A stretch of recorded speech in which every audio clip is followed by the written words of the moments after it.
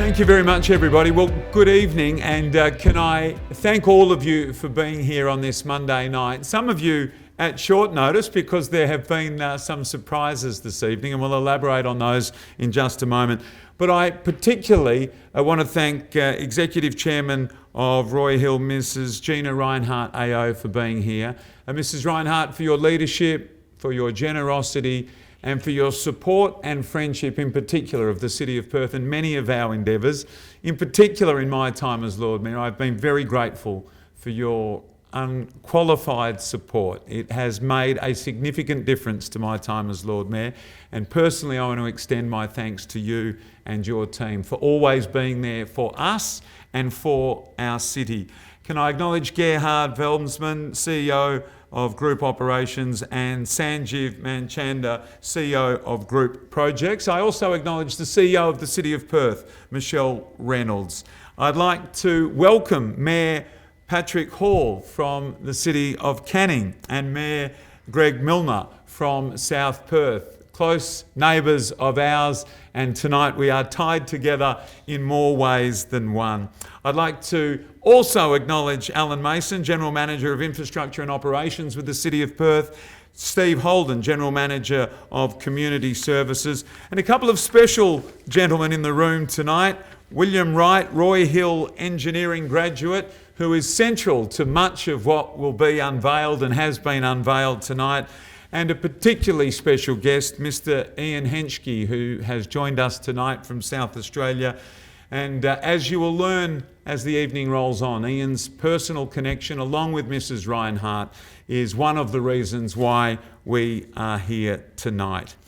So tonight, as you saw from the beautiful vehicle out the front, our City of Perth waste disposal truck, tonight is a celebration of a wonderful partnership between Roy Hill and the Hancock Prospecting family of companies and the City of Perth. And it started, I'm very pleased to say, and I was just mentioning with Mrs. Rinehart, sponsorship of our City of Light last year, which of course includes, and at the centre point is, Australia Day. And we're very grateful for your stoic support of that very important Australian Day, Mrs. Rinehart. So to the reason that we are here, and you will know that the vehicles that you saw at the front, quite incredibly in this day and age, given the technology that we know that exists on our own personal vehicles when we drive around, it is hard to go backwards, sideways or forwards without a noise or a safety device beeping in your vehicle. That same sort of technology, although of course at a much advanced level, is also employed on the incredible machinery that operates the Roy Hill operation. Much of it, of course, robotic. And I guess because of that absolute need for safety when a vehicle is controlled from a remote location, the advancements in particular that we can thank the mining industry for have led the way in safety. So the concept or the idea of being able to apply that sort of technology, that sort of safety, putting people first onto the sorts of vehicles that are regularly travelling throughout our metropolitan areas and our urban environments was one that made sense. But of course it takes a bit of impetus and it takes a bit of doing. You'll hear more about the personal connection in just a moment. But that idea led to a very successful trial of the Roy Hill style technology on our vehicles, and our waste teams have worked to make sure that the technology is right. And for what it's worth, our waste teams and their vehicles are operating 22 hours a day, 7 days a week, and our fleet of over 15 vehicles keeps our city spotless. This amazing technology that we've trialled will help the team be able to negotiate the narrowest of laneways and the busiest of streets effectively and safely. I know for some of you, much of what I'm talking about right now will seem like a good idea, but it's always much easier if we see the pictures to tell us exactly what it is all about. So with your indulgence, please, just a moment on the screen.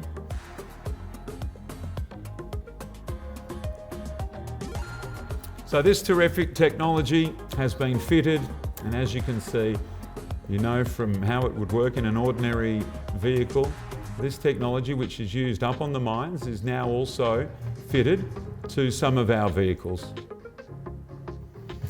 And ultimately what it's all about is saving lives, and one life saved would be an incredible success.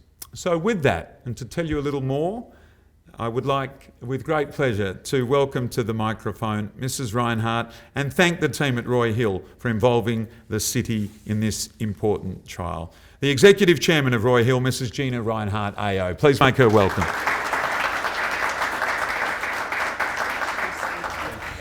Lord Mayor, thank you for your very kind words. It is an exciting project, and as I'm going to be saying in my speech, he hasn't taken enough credit for it. Well, I'd like to start by saying I actually wish I didn't need to be here, because it was a tragic accident that took the life of the beloved brother of a dear friend. That was the catalyst to this project to commence.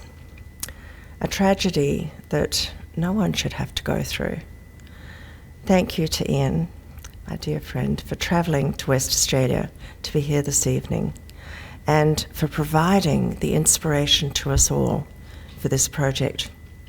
While it was born out of tragedy, the collision technology we have seen installed on the waste truck today is cause for celebration. Not only in recognition of the achievements of the Roy team who have worked collaboratively with the City of Perth, but also the tremendous opportunity this presents to prevent future tragedies. When I first heard of the accident last year, not only did I feel most and especially saddened for Ian and his family, but also for the truck driver, a tragedy that will also remain with him for the rest of his life. So when I approached Gerhard and knew our mining vehicle technology might be able to help prevent future accidents and save other families from such heartbreak, I was pleased to be able to dedicate resources from Roy to work closely with the City of Perth to make this happen. Across Hancock Prospecting Companies, we have a strong commitment to the care and well-being of our people. We have created an environment where they can achieve their best, and it is within this environment that they have constantly been able to find solutions that have meaningful impacts. Our people at Roy and the Lord Mayor's team at the City of Perth worked together, talking to the experts who are helping Roy break new ground in the field of haul truck automation. Their advice led to a local and cost-effective option being tested, which has had wonderful results. There has been a lot of interest in this project at Roy. Many of our team put their hands up to be involved and ensure it was a success. I would like to call out William Wright. Stand up a sec. Lovely. An engineering graduate. He is a young man with a bright mind and applied that to this challenge and pursued our shared vision to make collision avoidance a reality on waste trucks. I'm told he went out on night shift with the drivers to listen to their concerns and ensure the solution was fit for purpose. Please join me in offering a round of applause for William Wright, Roy CEO Gerhard Veldsman, and the fantastic project team. To see this technology working and having such real benefits is wonderful. Therefore, it gives me great pleasure to announce that Roy Hill will further its commitment and fund the rollout of the collision mitigation technology to the entire City of Perth waste truck fleet.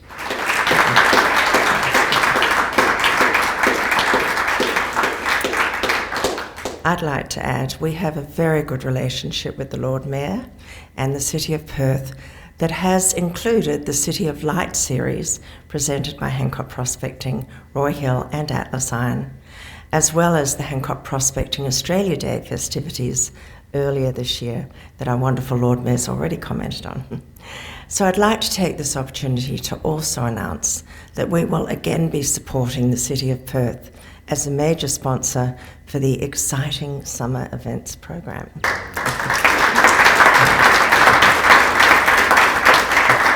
I'm very pleased we are once again partnering with the City of Perth in delivering free community, family-friendly events that everyone can enjoy and come together to celebrate our riverside city. Thank you, Lord Mayor, and thank you. Thank you very much. Thank you very much. Thank you, Mrs. Rinehart. I'm going to share this, whether I should or not, but Mrs. Rinehart just said, "You're such a great speaker." Well, thank you very much, Mrs. Rinehart. I can tell all my friends that Mrs. Rinehart said it. I do want to just again acknowledge your great philanthropy and leadership in our community. I'm sure everybody in this room knows that Mrs. Rinehart is the current West Australian of the Year, an honour bestowed a little earlier this year in the great recognition of the incredible and tireless work that you do as a leader, as an employer, and as a great inspiration to many West Australians. And we thank you for that great contribution and congratulate you. And I am in the very fortunate position of knowing your great philanthropy, much of which goes unnoticed and unheralded by design, I'm sure. I have been lucky enough to be poolside at Rio and the Gold Coast and Tokyo, calling gold medals for Australia that I know would not have become gold medals for Australia had it not been for the great support team and great work that takes place in the background. And as we're enjoying one of our other great Australian sporting teams at the moment, Matildas, on an incredible journey, I think we all realise that our athletes that we love and cherish cannot do the things that they do without the incredible support of benefactors and support people who often go unheralded. And for all of that great leadership, Mrs. Rinehart, and your great leadership with Australia Day, and everything that we do in the City of Perth, to you, to Gerhard and to Sanjeev and to all of your team, thank you very much. Please thank the Hancock team.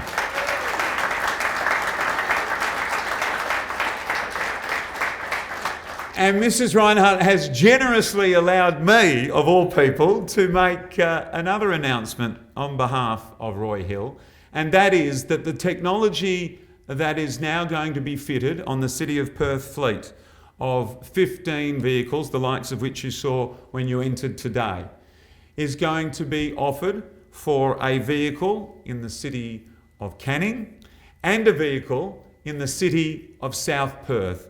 And it is with great pleasure that I mention to both mayors with us today, Mayor Pat Hall and to Mayor Greg Milner of Canning and South Perth, that technology, with the generosity of Roy Hill, Hancock and Mrs. Rinehart, will now be made available for you to fit to one of your vehicles. And Mrs. Rinehart is throwing William Wright in as part of the package deal. He'll come and fit it for you and make sure that it works. And we do hope that that technology can be rolled out not only in further vehicles through South Perth and Canning, but indeed right around the metropolitan area.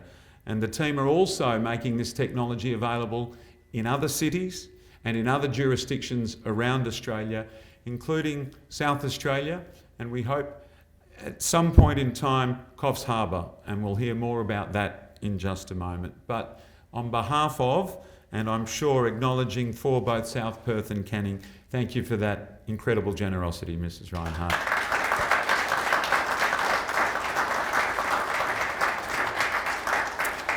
So William Wright, who is the hero of the hour, it would appear, asked to stand by Mrs. Rinehart, and so he should be, because for this young Roy Hill engineering graduate who worked on the Situational Awareness Project as part of his Masters of Engineering, a passion project, a project that brought his expertise, his drive, and Mrs. Rinehart's commitment to this sort of technology that can not only make a difference, but can save lives.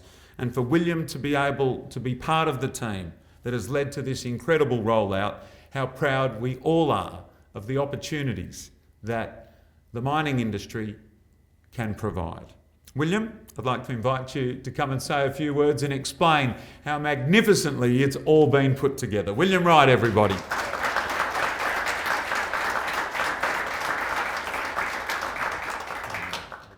I think before I can start, obviously, thank you very much for the kind words, Lord Mayor and Mrs. Rinehart. Yeah, it's really appreciated.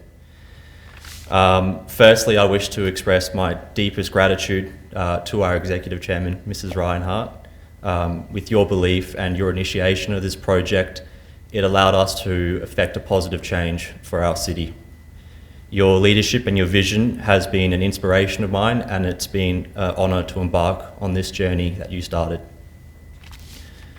I would also like to express my sincere gratitude to Gerhard Feldsman, not only for giving me this opportunity as part of my Masters of Engineering, but for the mentoring and guidance that you kindly offered along the way. Projects of this nature are a team effort, and I would like to thank in particular my leader, Pat Collis, who's down the back, the dedicated and enthusiastic team of City of Perth, led by the Lord Mayor, and then the waste and cleaning team that I worked alongside, so Gary Taylor, Martin Copeman and Alan Mason. And last of all, but definitely not least, Todd Grice from APS Lighting and Safety. It's been a great honour and a privilege being involved in this project and representing Mrs. Rinehart and Roy Hill in the process. So thank you very much for the opportunity.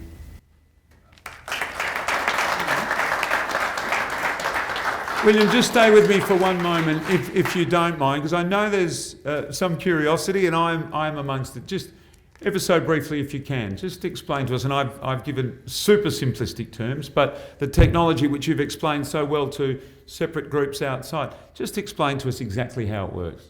Yep. So on the waste and cleaning vehicles, we're utilising two different sensors. So the first of which are the side defenders, and the purpose of these is really that blind spot detection. And the key thing for these are it's detecting moving objects only. So if you're driving along and you go past a stationary vehicle or a bin, you're not going to get prompted. But once there's something moving in that zone, it's then going to feed back into the cab to give that operator that real-time information. The first of which is when they're just going along straight, you're going to be prompted with yellow LEDs. So you're not turning, but you know that somebody's there now. As soon as you hit that indicator and the system now recognises, you're looking to turn and there's somebody in that danger zone, it's then going to feed into the cab through 5 repeated audible beeps, and those LEDs are going to go red. And then lastly, that sensor on the back, that's going to be doing stationary and moving. So as you're reversing, you're going to get clearly indicated through 5 different zones. So as you get closer to an object and or person, the beeping frequency and the volume of that audible alarm is going to increase as well. So that's the system basically. And just very briefly, you've worked with our teams, you've spoken to the drivers, you've been there with them as the system was being implemented and tested. What do the men and women behind the wheel tell you about this technology and the benefits of it? I think the main one which stands out for me, and it's kind of stuck after I read it in one of those operator feedback forms, is why sort of wasn't this in place already, and the fact that this really needs to be included in all the vehicles. And I think that just really highlights the desire for the operators to have that safety and that feedback during the process as well. William, well done. Thank you very much for being here, and thank you for your great work. Mrs. Rinehart, you must be so proud of him. What a fine young man, and how amazing that as part of his journey with your team, he's been also part of our team. And this is not just Perth first, Western Australian first, Australian first. This is a global innovation that can lead to this technology being rolled out right around the world. And importantly, it can save lives. And the reality of why we are here tonight, notwithstanding the generosity, the technology and the impetus to getting this done, the reason we are here is to try and save lives. Tragically, Ian Henschke is with us and part of this conversation tonight because one life was not able to be saved. And it's one of the great reasons why Mrs. Rinehart in particular wanted to push forward and do something about it. To tell you a little more about that story and what has led us to this point today, I'd like you to welcome, and I thank him for joining us from South Australia tonight, Mr. Ian Henschke.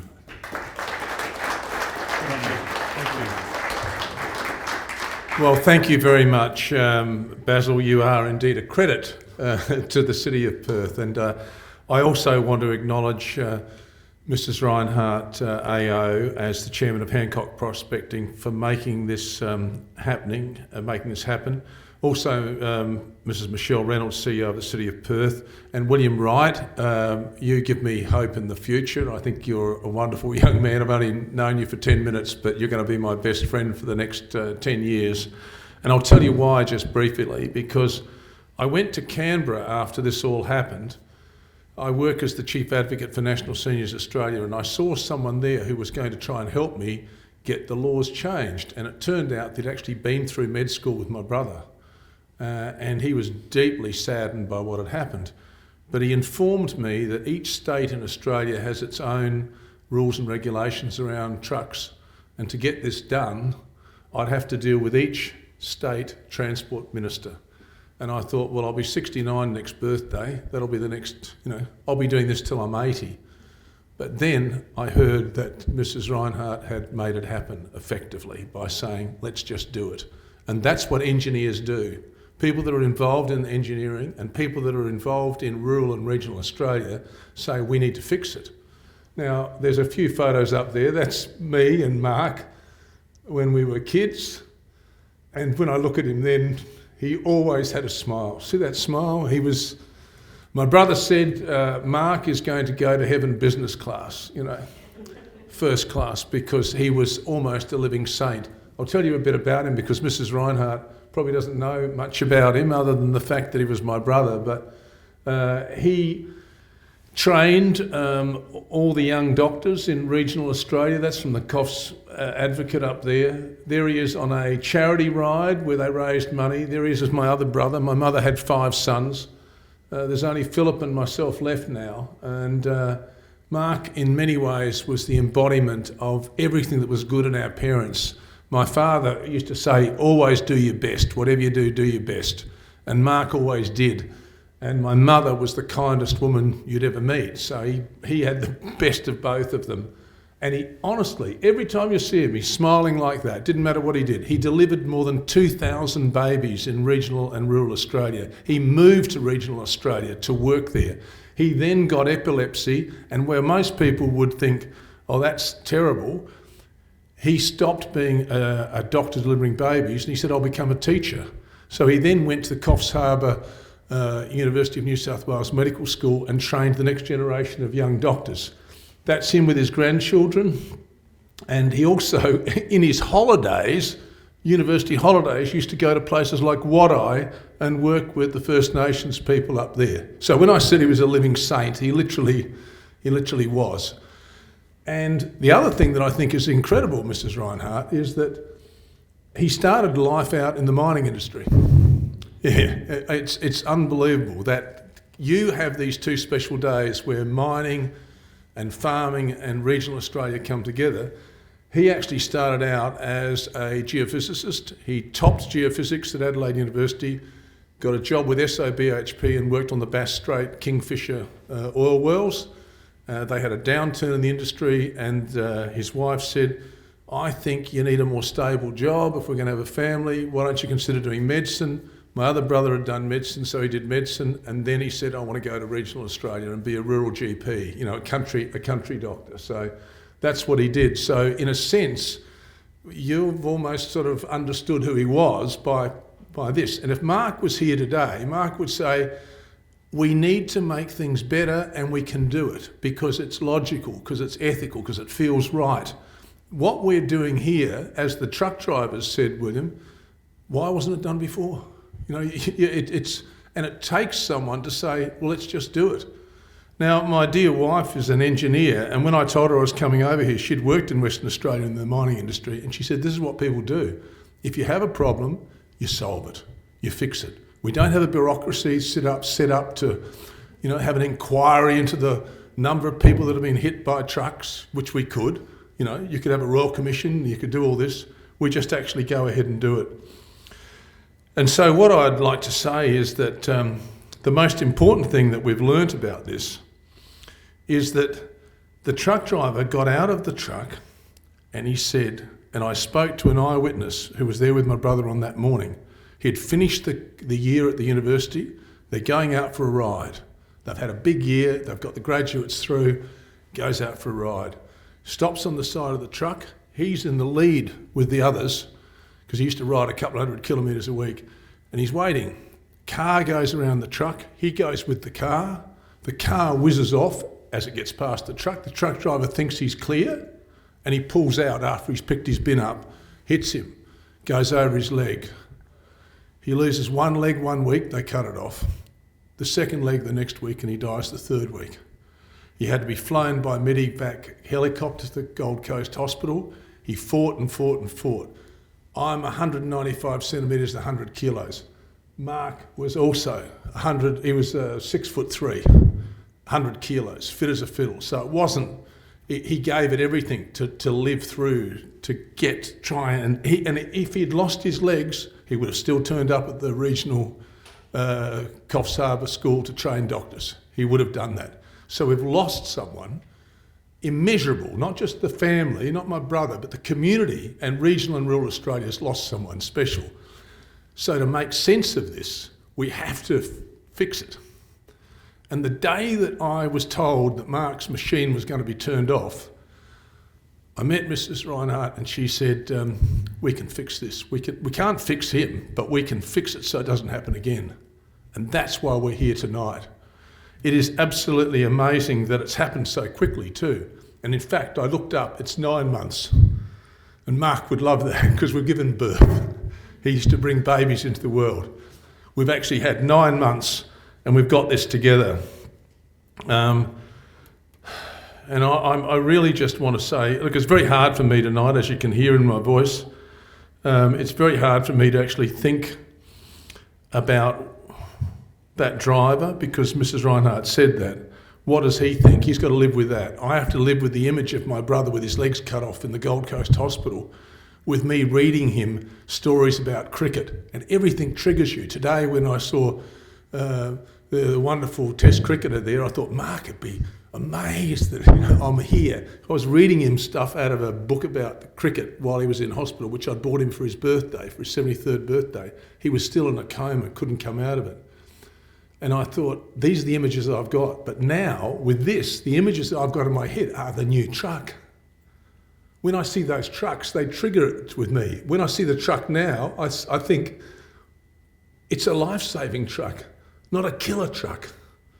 So it's changed my whole perspective. And my family will say that. His grandchildren will say that. Mark died, but without changing Australia for a better place. And that's because you've helped that happen. And William, you've done it. And Gerhard, you've done it. And the Roy Hill Group's done it. And the mayors have done it. And you've heard it. Why? Because it's logical, it's ethical, and it feels right. And that's the way we make decisions.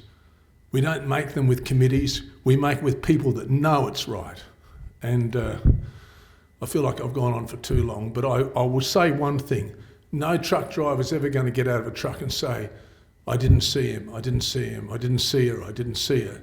Because only a few days after Mark died, a woman was killed in Brisbane. Garbage truck did a turn and ran her over. She was going to the hairdresser. The year before, 5-year-old boy, 1 day before school, was killed in Tasmania. They say that one cyclist dies every 6 weeks in Australia being hit by a truck because they just turn over them. So the Amy Gillette Foundation are behind this. She was a wonderful Olympic cyclist killed in Europe. Her family will look at this. This is going to not just affect us, but hundreds of families will say, at last, someone's done something about a problem. They've seen a problem and they've said we can fix it. Thank you very much. Thank you very much indeed. Thank you.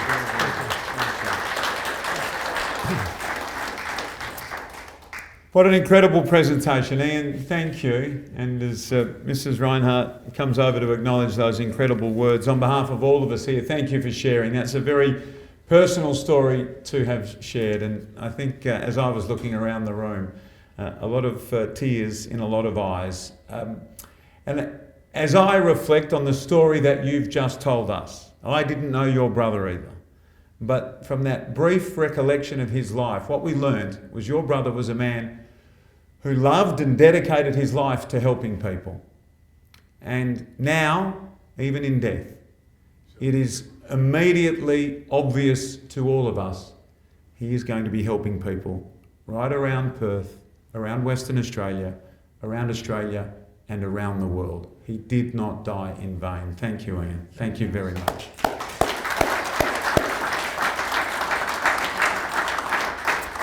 And the final word on what's been a very emotional night, hasn't it? A roller coaster. We should all be proud that we've been here tonight to see this technology roll out.